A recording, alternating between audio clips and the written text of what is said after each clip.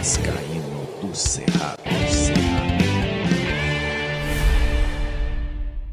Fala galera vascaína, eu sou o Thiago Fontes, falo direto de Brasília, Distrito Federal, trazendo mais um vídeo para o canal. Vamos trocar uma ideia, vamos bater um papo. Antes vou pedir uma moral, deixa o joinha, deixa o like, se inscreve no canal, que é importante para ele ser indicado na plataforma, no YouTube.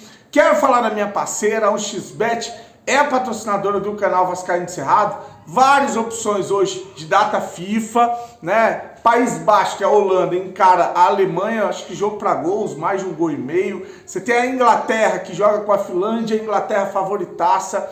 Mas se você botar ali mais 2 gols no jogo do País Basco, que é a Holanda e a Alemanha, e vitória da Inglaterra com, por exemplo, Colômbia e Argentina, menos de 3,5 gols, que deve ser um jogo bem disputado, truncado, você tem uma odd de 1,62. Só aí você já tem uma odd legal. Então são essas as opções para o mercado hoje, até para você trabalhar ao vivo, tentar buscar alguma coisa no ao vivo. O link fica no primeiro comentário fixado, clicou, vai abrir a janelinha. O código promocional é do Cerrado, primeiro depósito ou Pix, se fizer no valor de até R$ 1.200, eles dobram em bônus para você usar no site, na plataforma. A 1xBet é parceira do canal Vascaíno do Cerrado em 2024, lembre de jogar com responsabilidade e que é para maior de idade. Bom, eu vou trazer esse vídeo para a gente repercutir a apresentação, uma entrevista coletiva, hoje, agora há pouco, acabou, do meia suíço, o Domingues, né, que é o cara que estava jogando no futebol português,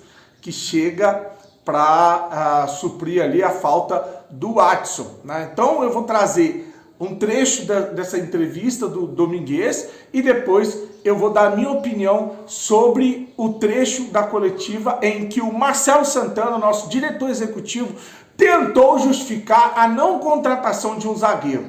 E eu vou rebater os argumentos do Marcelo Santana com os meus argumentos, tá? Então, na boa, quem quiser ouvir a minha opinião, fica aí pra gente trocar uma ideia. Antes, vou trazer aqui o Domingues, que ele fala que na chegada do Vasco se sentiu muito bem, né? Todos bem amável com ele, um sentimento muito bom, que aqui é diferente da Europa, mas ele pode se comunicar com a equipe em português, espanhol, francês. O cara é poliglota, o cara entende muito, o pessoal conversou com ele normalmente em português. Ele disse que a mãe dele é suíça, o pai é espanhol, e que ele fala inglês, espanhol, português, alemão, o cara fala tudo. Então vou deixar aí para você esse trecho da coletiva com o novo meia do Vasco. A chance de conversar com todo mundo, com o técnico Rafael Paiva. E como que foram esses primeiros dias seus aqui? Bom dia. O primeiro dia me sinto muito bom aqui. A gente é muito amável comigo. O staff, os jogadores, o Marcelo também. Então, um sentimento muito bom. É que aqui é diferente que na Europa, mas pode falar com quase todo o equipe em português, em espanhol, em francês. Então é mais fácil para a adaptação com a equipe.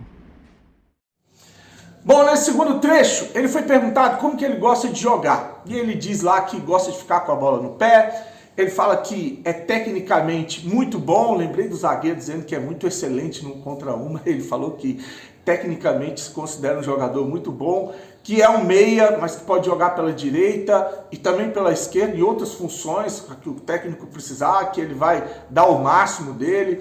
E foi perguntado sobre conhecimento, o que ele tem de conhecimento a respeito do Vasco. Falou que o Vasco é o primeiro campeão continental aqui no Brasil. Falou do Romário, Edmundo, Roberto Dinamite. Então vou deixar aí para você essa segunda parte. Eu sou um jogador que quero muito jogar com bola. Sou um jogador tecnicamente bom. Para a posição, pode jogar no meio, à direita. Agora no futebol é muito importante de poder jogar a diferente posição. Então, igual a posição, vou dar o máximo. E qual é O que você sabia do Vasco, antes de vir para cá, você procurou se informar sobre o clube? Que é um grande clube no Brasil, é o primeiro campeão do continente. Muito grande jogador como Romário, Edmundo, a lenda Roberto Dinamite. Então, um grande clube. Para finalizar, o Maxime Domingues foi perguntado a respeito do clássico de domingo. Ele não pode jogar contra o Atlético na Copa do Brasil, não houve tempo para inscrição, só pode ir numa próxima fase e deve estrear no domingo às 18h30 contra o Flamengo. E aí perguntaram se ele conhece, sabe alguma coisa a respeito da importância do tamanho desse clássico. Ele fala que é um clássico muito grande, é um jogo que temos que ganhar, e falou o que ele acha a respeito do futebol brasileiro também. Você falasse, porque você não pode jogar agora a Copa do Brasil, né? Mas você já fica disponível para o fim de semana, parece, para o clássico contra o Flamengo. Eu queria que você falasse se você já sabe um pouco do que significa esse clássico entre Flamengo e Vasco, Vasco-Flamengo. É um jogo de muita importância para o torcedor. E o que você já ouviu falar sobre isso, sobre esse duelo? Sim, eu sei que é um derby muito grande aqui em Rio e este tipo de jogo tienes que ganhar. Então, o clube, a equipe, ele está a fazer tudo para ganhar, seguro. Você provavelmente estudou sobre o futebol brasileiro. Como é que você acredita que será sua passagem por aqui? Acredita que terá facilidade de se encaixar no estilo de jogo do futebol brasileiro? O futebol brasileiro é um futebol que gosto. É muito técnica, intensidade e creio que é um tipo de futebol que me corresponde. Então, seguro que tenho que ter uma adaptação. Espero rápido e vou trabalho muito para estar disponível o mais rápido possível. Para finalizar o vídeo, eu vou trazer um trecho do executivo Marcelo Santana tentando explicar o inexplicável, que é a não contratação de um zagueiro. Olha, vamos lá. Antes de rolar esse vídeo, eu quero deixar a minha opinião aqui e gostaria de contar com a sua opinião. Não estou falando da galera aqui que fica passando pano, que é emocionada e que depois fica chorando, se lamentando por não ter discutido o problema antes dele acontecer, né? O Vasco tinha uma missão nessa janela. A principal carência do Vasco era no setor defensivo um zagueiro. A contratação de um zagueiro era para ser atacada nessa janela. O Vasco contrata 6 jogadores e não tem a capacidade de trazer um zagueiro. O senhor Marcelo Santana, na coletiva, e olha, cara, não testa a paciência do torcedor vascaíno, a inteligência, apesar de que alguns, né, é fácil de você fazer, enrolar, né? Mas o vascaíno tá cansado com esse papo de outra gestão, herança maldita, nós não vamos fazer loucura, tem que pensar no futuro, eu não posso causar problemas ou mais danos financeiros ao Vasco. Não testa a paciência, não testa a inteligência do torcedor vascaíno. Primeiro que ninguém ficou fazendo aí campanha para o Vasco trazer um zagueiro milionário. Bastava trazer um zagueiro para ser titular. Não precisava ser um zagueiro conhecido e caríssimo. Um zagueiro que esteja bem, jogando uma Série B, que esteja jogando bem um campeonato fora do país, sul-americano, no Uruguai, que tem bons zagueiros, na Argentina, mas não precisava ser um jogador que custe milhões. Então esse argumento já cai por terra. Agora vamos falar sobre a possibilidade de um zagueiro caro, porque ele falou que o Vasco não ia cometer a loucura de contratar um zagueiro de R$1 milhão, né? Que o Vasco não ia pagar R$1 milhão no zagueiro, que isso seria aí prejudicar financeiramente o Vasco. Prejudicar financeiramente o Vasco não contratando um zagueiro de R$1 milhão. Beleza, se fosse um zagueiro de 600 mil pagaria, 700, 800 mil pagaria, uma diferença de 300, 400 mil reais por mês para ter um cara, um xerifão, alguém que chegasse para tomar conta da posição e a gente ter uma chance ímpar de conquistar uma Copa do Brasil. Lembrar que eu falei aqui, os dois times que tem um elenco que estão jogando muito bem, apesar das eliminações, né, agora no Campeonato Brasileiro pelo menos, o Palmeiras e o Botafogo estão fora da Copa do Brasil. Você tem um São Paulo que o Vasco goleou, você tem um Flamengo cheio de problemas, você tem um Atlético oscilando junto com o Bahia, um Juventude, um Corinthians. Dava para o Vasco sonhar, pensar em alguma coisa, e por causa de um detalhe a gente pode ficar de fora de uma decisão de Copa do Brasil depois de muitos anos, né? Mas o Vasco, e argumentou o Marcelo Santana, o Vasco desde que eu cheguei com o Rafael Paiva, esse recorte, tem a 4ª melhor defesa do Campeonato Brasileiro. Meu amigo, é sofrível ver o Léo Pelé jogar. A gente deixou pontos importantíssimos, inclusive no Campeonato Brasileiro, por causa de falhas individuais do seu Léo Pelé. O Vasco com o João Vitor e o Maicon, beleza, a gente tem uma zaga até que dá para fazer frente. O problema é que o João Vitor passou por lesão, a gente ficou sem, e o problema é que o João Vitor agora, com os cartões, está fora de duas decisões, que é o jogo contra o Atlético amanhã e o jogo contra o Flamengo no domingo. Então o problema é que o jogador que está no banco de reserva, uma hora ele vai entrar. Então esse papo de, não pagamos R$1 milhão porque é um absurdo pagar R$1 milhão de jogador. Mas esses 400 mil a mais faz o Vasco ganhar uma Copa do Brasil, faz o Vasco ir para uma Libertadores, ele é irrisório. Então é austeridade burra, porque a gente vai para o mercado contratar 6 jogadores e não traz a principal contratação, que é um zagueiro. Então todos esses argumentos dados de herança maldita, de gestor que contratava irresponsavelmente, isso para mim cai tudo por terra com essa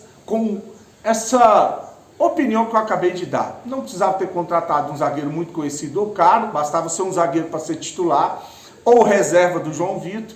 E no caso de contratar um zagueiro de R$1 milhão, que é o caso que ele falou, né, uma graninha a mais, ela se pagaria se o Vasco vencesse aí o Atlético, chegasse numa semifinal ou até numa final de Copa do Brasil. Então uma austeridade idiota, aquela austeridade burra, com o mesmo papo de sempre, que é o papo da herança maldita, é o papo das coisas erradas que fizeram no Vasco. Ele fala de um jogador, e não cita o nome, que o Vasco contratou em 2023 e que não pagou as parcelas e está correndo o risco de tomar um transfer ban em 2025. Né? Então, assim, são os problemas que a gente sempre ouviu falar no Vasco, os mesmos argumentos para mim, para justificar a incompetência de ter ido ao mercado contratar a principal contratação. Agora, claro, nos resta torcer para o Léo Pelé dar certo, para depois a gente fazer a fila do perdão. Mas o cenário não é legal com o Léo Pelé para essas duas partidas, tá? É torcer para o Vasco se superar, principalmente no setor ofensivo. O Atlético Paranaense tem muitas deficiências com bola aérea e a gente tem o melhor jogador do Brasil hoje para bola aérea, que é o Verratti. Dá para passar o Atlético, mas dava para ter contratado um zagueiro. Essa é a minha humilde opinião. Eu queria a sua opinião e vou deixar aí para finalizar o diretor executivo do Vasco, Marcelo Santana, tentando justificar por que não contrataram um zagueiro. Para mim, muito blá blá blá, mesmo papo furado de sempre, tá? Curte, se inscreve no canal, fique com Deus e saudações vascaínas. Que casasse a realidade financeira que a gente podia investir dentro dessa janela com o retorno técnico que a gente precisa. Então a gente buscou, num primeiro momento, jogadores já, digamos, entre 28, 30, 31 anos, jogadores de um perfil mais consolidado, que chegassem com a perspectiva de brigar realmente pela posição. E no encerramento da janela a gente teve a possibilidade de negociar com o Ian, que é um atleta jovem, um perfil diferente do que a gente vinha buscando anteriormente, mas um atleta que no primeiro semestre tinha jogado pela Seleção Olímpica da Argentina. Então um atleta que a gente identificava que tinha um perfil de poder ser uma peça interessante para o Vasco. Infelizmente, por questões ali de contrato, não foi possível fazer esse movimento, mas a gente confia no nosso grupo. Logo na minha chegada eu falei uma frase que eu já vi torcedor me cobrando também na internet e quando eu estou lá em São Januário principalmente, que é a verdade do futebol é o campo. E principalmente quando a gente não ganhou do Atlético e do Grêmio. Só que, repito, a gente tem que ter sempre equilíbrio na tomada de decisão. Dentro do Campeonato Brasileiro, o Vasco tem a 14ª defesa em número de gols sofridos dentro do campeonato. Só que se a gente pegar o recorte, por exemplo, desde a chegada do Paiva e desde a minha chegada, o Vasco tem a 4ª defesa menos vazada do campeonato. Claro que a gente busca, repito, qualificar o nosso elenco, a gente buscou ver as possibilidades, mas a gente tem que trazer atletas que a gente entenda que se encaixam na realidade do Vasco. Jogador que bota muita dificuldade, que a gente percebe que ele não quer vir para o Vasco, esse jogador não interessa. O Vasco não tem capacidade de pagar R$1 milhão em um zagueiro. É fora da realidade financeira do Vasco. Então, quando a gente tem esse tipo de situação, a gente prefere confiar sempre no nosso grupo, como a gente fez em outras posições também. O Vasco, dentro do Campeonato Brasileiro da Série A, é o clube que tem mais jogadores da divisão de base, tendo feito gol na atual edição do Campeonato Brasileiro. Tem 5 jogadores da divisão de base do Vasco que marcaram gols na Série A do Campeonato Brasileiro. O Vasco tem, claro, buscado sempre evoluir, sempre melhorar. É esse o desejo do presidente Pedrinho, ele sempre nos cobra por isso, é esse o desejo do torcedor Cruz Maltino. O Vasco está disputando nas quartas de final da Copa do Brasil pela primeira vez em 9 anos. E o Vasco hoje está em 8º lugar no Campeonato Brasileiro. com a possibilidade de conseguir ainda, digamos, algo mais dentro desse campeonato. E a gente não vai conseguir resolver todos os problemas do Vasco em 2 meses, em 3 meses. Eu sei que às vezes é duro para o torcedor ouvir isso. O torcedor normal tem o seu sentimento de cuidar do clube, de zelar pela instituição, de querer sempre as melhorias, mas a gente tem que ter responsabilidade. O Vasco tem que fazer alguns investimentos que o Vasco ao longo dos últimos anos não fez, como por exemplo a reforma do Estádio de São Januário, que o presidente Pedrinho, junto com a diretoria, tem conduzido.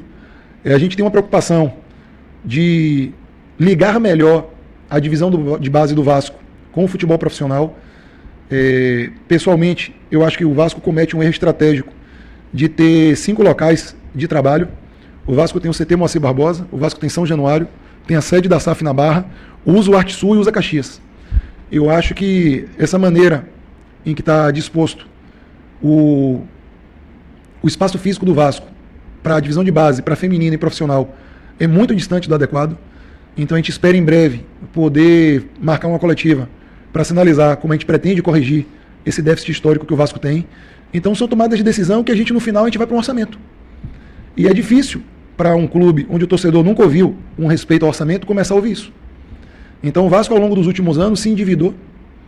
O Vasco consegue ainda ser competitivo pela grandeza histórica que o clube tem, pela força da torcida do Vasco, mas não pelas últimas gestões que o Vasco teve, nos últimos anos. Se a gente pegar o Vasco até o período, por exemplo, que o presidente Pedrinho e o nosso diretor técnico Felipe jogavam, ali a virada dos anos 90 para os anos 2000, e você olhar os últimos 30 anos do Vasco, eram anos maravilhosos do Vasco. E se a gente pegar de 2000 para cá, o Vasco começou a ficar muito abaixo, tanto da sua história, quanto do seu potencial. E por alguns fatores que a gente espera corrigir ao longo do tempo. Vamos ter dificuldade, vamos ser criticados. Para mim era muito fácil eu fazer uma proposta fora da realidade do Vasco para um zagueiro e deixar boa parte dos torcedores satisfeitos, mas poderia ser um atleta que não entregaria a performance que a gente desejaria e principalmente daqui a 6 meses ou um ano poderia ser um novo problema financeiro para o Vasco. E o Vasco não aguenta, gente, mais tanto problema financeiro, tanta decisão que não pensou na instituição, e chega uma hora que a gente tem que corrigir. E o presidente tem pedido isso sempre para a gente. Eu quero que vocês façam um time forte, o Vasco precisa ser competitivo, mas vocês precisam ter responsabilidade na condução desse clube. E a gente tem que seguir a determinação.